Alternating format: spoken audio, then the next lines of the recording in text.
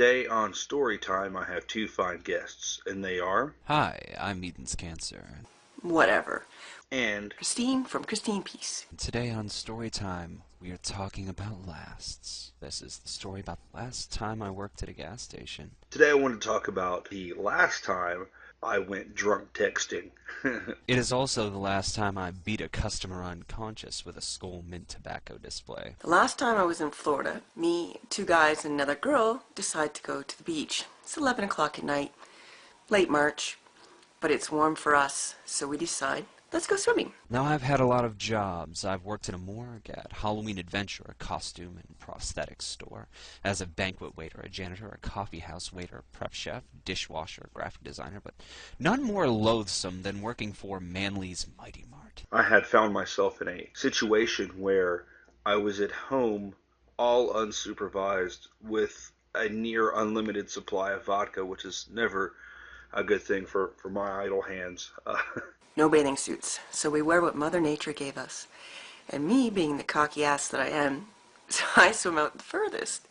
Have you ever seen Clerks? That was basically my job. Except I was in charge of an entire store 3 times the size of the bodega in Clerks, which distributed gasoline to people who sometimes stole it, which then I was forced to pay for, even though I couldn't realistically go running after a car after they drove off. So I started to drink at a feverish pace, realizing that I'm not quite the spring chicken that I used to be. And before you know it, like, I had lost all my inhibitions and was sitting on the couch. So it was either find something to occupy myself with or throw up and pass out. I used to jerk off in the bathroom, dreaming of a better life while I stared at the Manly Saves You More. But I am caught in, is it an undertow current, whatever, that has decided to go back out to sea and take me with it. So I know this really good friend of mine who lives in New York. Her name is Mandy. And she had recently changed her cell phone number, so I figured it would be okay if I started texting her and seeing what's going on and that whole thing, kind of reconnecting. And I figure, how much trouble can I get in while texting? Well...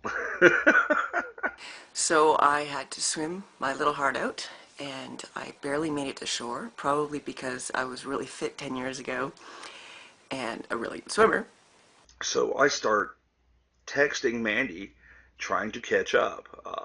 Hey, how you doing? I'm busting off color jokes. And she responds back after what must be a very annoying period, or what she responds back and says, keep them coming. Like, all right, well, awesome. So I continue to text away. I even go so far as to text pictures of my daughter, which isn't highly unusual, except that Every time I pump my meaty member, my stoic little friend, I envision stabbing that fucking mascot in the eye with it, just holding down that foam rubber M from the deepest pits of hell, and just listening to the screams of anguish and the sounds of my pelvis slapping against his broken and beaten eye socket. And in my dealings here in YouTube, I've met some really interesting people, and one of which is the Church of Dave. I don't know if you know this guy, but Scary Dave from the Church of Dave, and he's something else. And I've been pulled down, not just out, but down the beach as well. And it's about 500 meters from where I got in the water. I was on my way home last night. I wanted to go ahead and I live in Atlanta, so I was sitting in some pretty shitty traffic. And I wanted to go ahead and talk to Mandy, use my actual voice, God forbid. And so I give her a call. And a gruffy voice on the other end goes, hello? I'm like, hey, is Mandy there? I think you got the wrong number. Sorry. Click. Like, that's odd. I just talked to Mandy. And then it dawned on me, oh no! It was after one of these incidents, a particularly gratifying one, I might add, my eventual leaving from Manly's LLC. A small girl walked in, about 11 or 13, wanting to purchase candy, most likely for a sleepover. As it was a large amount and was the beginning of the weekend, nothing was out of the ordinary aside from the time. It was 10 p.m., which for minors in my area.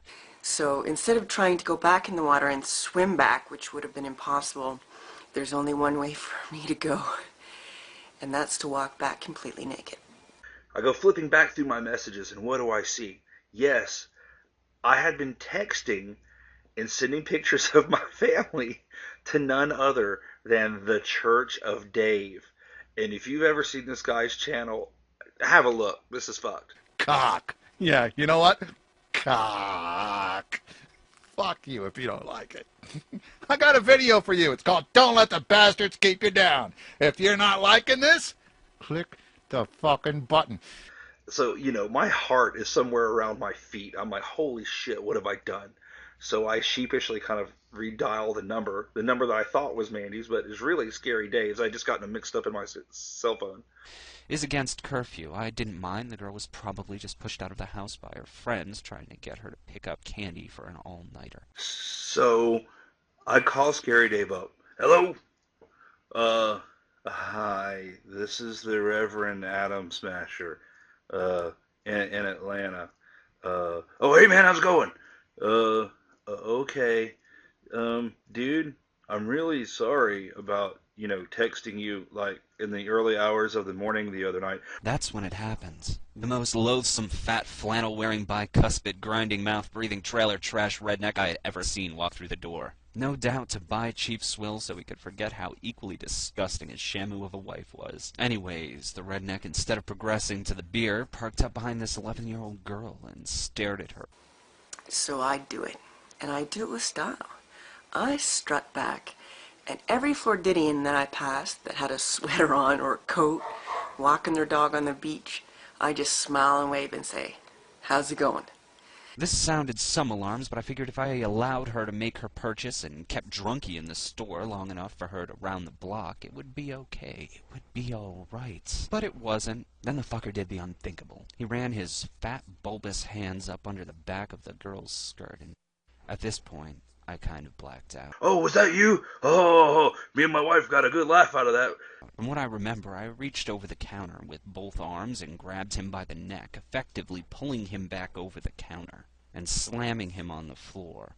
Of all the things at my disposal, fist, stapler, cash register, Tootsie Roll dispenser, I just chose the largest blunt object closest to me, which was a Skull Mint tobacco display. My wife asked me who you were, and I was just like, I don't know, some drunk asshole. I think it was an excellent choice. I started beating the man in a frenzy, screaming crazy shit like, "You don't touch little girls! The fuck is wrong with you? Try running your hand up the back of my skirt!"